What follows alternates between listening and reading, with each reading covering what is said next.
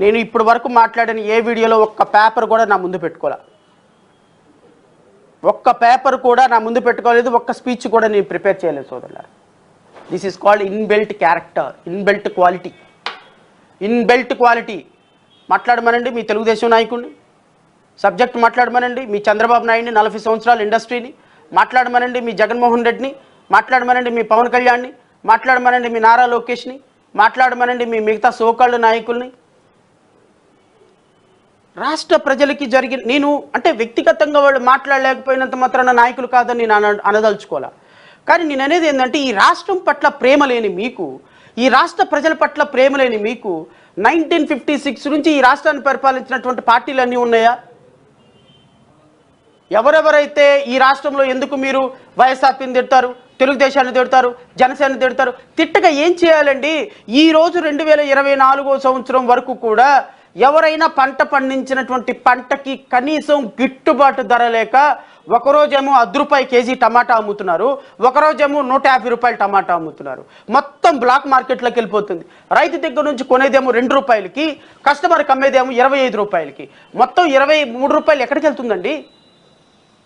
పంట పండించినటువంటి, కంది పండించినటువంటి రైతుకి, పత్తి పండించినటువంటి రైతుకి, మిర్చి పండించినటువంటి రైతుకి, వడ్లు పండించినటువంటి రైతుకి ఏమో కడుపు నిండా తినటానికి అన్నం లేదు. ఒక కింటా వడ్లైతే, ఒక కింటా కందిపప్పు ఏమో ₹2,000కి, ₹3,000 రైతు దగ్గర ఉంచుకొని అవి మార్కెట్లోకి వచ్చేటప్పటికి ₹25,000 అవుతుంటే ఎవరు బాగుపడుతున్నారు? ఏ దళారి బాగుపడుతున్నారు? వైఎస్ఆర్సీపీ దళారులు కదా బాగుపడుతుంది, తెలుగుదేశం దళారులు కదా బాగుపడుతుంది, జనసేన దళారులు కాదా బాగుపడుతుంది, భారతీయ జనతా పార్టీ, వైఎస్ఆర్ కాంగ్రెస్ పార్టీ దళారులు కాదా బాగుపడుతుంది? దళారుల వ్యవస్థ అంతా ఎవరు? మీ రాజకీయ నాయకులే కదా. తెలుగుదేశం పార్టీ అధికారంలో ఉంటే తెలుగుదేశంలో ఉంటారు, మళ్ళీ వైఎస్ఆర్ కాంగ్రెస్ పార్టీ వస్తే వైఎస్ఆర్ కాంగ్రెస్ పార్టీలో ఉంటారు. ఇప్పుడు జనసేనకు ఒక 20 సీట్లు 25 సీట్లు ఇస్తున్నాడు కాబట్టి పొలవమని మళ్ళీ జనసేన పార్టీలోకి మారటానికి, అంటే అవకాశవాద రాజకీయాలు చేసి పేద ప్రజల యొక్క పొట్ట కొట్టడానికి, పేద ప్రజల యొక్క రక్తాన్ని పీల్చడానికి ఏ పార్టీ అయితే అధికారంలో ఉంటుందో ఆ పార్టీకి వాళ్ళే గద్దలు కదా ఈ రాజకీయ నాయకులు. ఒకసారి ఆలోచించండి సోదరులారా. వీళ్ళందరికీ నన్ను సపోర్ట్ చేయమంటారా? వీళ్ళందరికీ ఊడిగం చేయమంటారా? వీళ్ళందరూ బూట్లు నాకమంటారా? జీ హుజూర్ అని వీళ్ళందరి దగ్గరికి వెళ్ళి బొకేలు వెళ్ళి పట్టుకోమంటారా? ఎట్లా అంటే వీళ్ళతో మాట్లాడకపోతే, వీళ్ళతో కలవకపోతే వాడు పిచ్చోడు, వాడు రాజకీయాలకు పనికిరాడు. ప్రతి వాళ్ళని విమర్శించుకుంటా పోతే మీ రాజకీయాలు మాకు అర్థం కాదు సార్. మీకు అర్థం కావాల్సిన అవసరం లేదు. అర్థమయ్యేటువంటి ప్రజలకి, గుప్పెడు మంది ప్రజలకు అర్థమైతే చాలు. ఈ రాష్ట్రంలో, ఈ దేశంలో ఆల్టర్నేటివ్ వచ్చి తీరాల్సిందే. డాక్టర్ బిఆర్ అంబేద్కర్ ఆలోచన విధానాన్ని ఐడియాలజీగా మార్చుకొని పరిపాలించేటువంటి నాయకుడు, పార్టీ ఈ రాష్ట్రంలో, ఈ దేశంలో ఎర్రకోట మీద జెండా ఎగరేయవలసిందే. భారతీయ జనతా పార్టీయో, కాంగ్రెస్ పార్టీయో ఈ సామాజికంగా వెనుకబెడతానానికి గురైపోయినటువంటి వ్యక్తుల్ని హక్కును చేర్చుకునే లేవు. ఈ రాష్ట్రంలో నిజమైన ప్రజాస్వామ్యం, సెక్యులరిజం రావాలి అంటే ఈ పార్టీలు అంతరించిపోవాల్సిందే. భారతీయ జనతా పార్టీ నేషనల్ పార్టీగా, మతాన్ని ప్రచారం చేసే పార్టీగా ఈ దేశాన్ని పరిపాలించే అర్హత లేదు. భారతీయ జనతా పార్టీ భావజాలాన్ని మోసేటువంటి ఇక్కడ ఉన్నటువంటి జనసేనకి, తెలుగుదేశం పార్టీకి, వైఎస్ఆర్ కాంగ్రెస్ పార్టీకి పరిపాలించే అర్హత లేదు. ఎందుకు లేదు అంటే,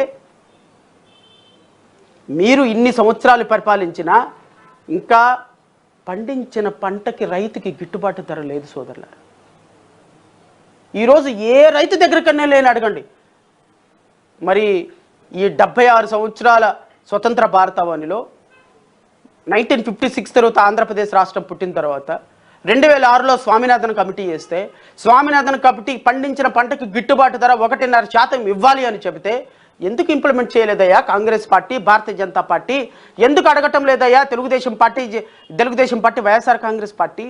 ఈ రోజు వరకు స్వామినాథన్ కమిటీ రిపోర్ట్ అమలుపరచకుండా, ఈరోజు పండించిన పంటకు గిట్టుబాటు ధర లేకుండా పల్లెల్లో ఉన్నటువంటి రైతులు తమ పంటని చూసుకొని కన్నీళ్లు పెట్టుకొని తడిచిన ఒడ్లు కొనటానికి, ఎండిపోయిన పత్తిని కొనటానికి, ఎండిపోయిన మిర్చిని కొనటానికి, పాలిపోయిన పత్తిని కొనటానికి ఈరోజు రాష్ట్రంలో కనీసం రైతుల గోడు పండించుకునే నాదుడు లేనప్పుడు ఎందుకు మీకు ఓటేయాలని ప్రజలు అడగరా? ఎందుకు ఓటేయాలని నేను అడగాల్సిన బాధ్యత మీకు లేదా?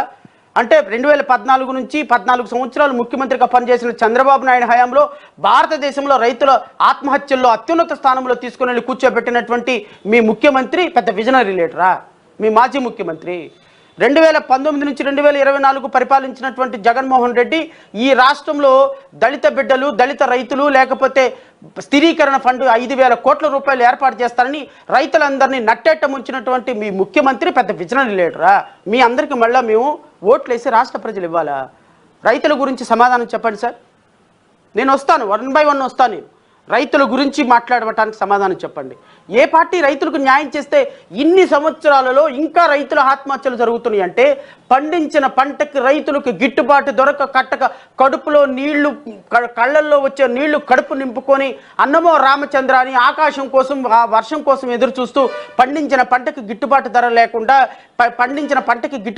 లేకుండా ఎండిన పైరుకి నీరు లేకుండా, సాగునీటి వసతులు లేకుండా, ఎప్పుడు వర్షం వస్తుందో, ఎప్పుడు వర్షాధార పరిస్థితులు వస్తాయో, పండించిన పంటకు ఒకవేళ పంట ఎండిపోతే దానికి ఇన్సూరెన్స్ లేకుండా, క్రాఫ్ట్ లోన్ లేకుండా, సరైన ఎరువులు లేకుండా, మంచి ఎరువులు లేకుండా, వాటికి ఫెర్టిలైజర్స్ లేకుండా, రాష్ట్రం సహకార రైతులకు రుణాలు లేకుండా, ఇచ్చినటువంటి రుణాలకు మాఫీ కాకుండా రైతులు సర్వనాశనం అయిపోతుంటే వాళ్ళ గురించి ఆలోచించిన పార్టీ ఏ పార్టీ అయ్యా? మీ పార్టీ ఉందా? ఎందుకు ఆలోచించాలి మీ పార్టీల గురించి అని అడుగుతున్నా నేను.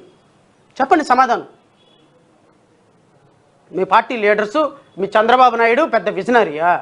మీ చంద్రబాబు నాయుడు ఈ రాష్ట్రంలో రైతుల ఆత్మహత్యలు చేసుకోవడానికి అత్యంత దుర్మార్గకరంగా మారినటువంటి నీచ నికృష్టుడు మీ చంద్రబాబు నాయుడు.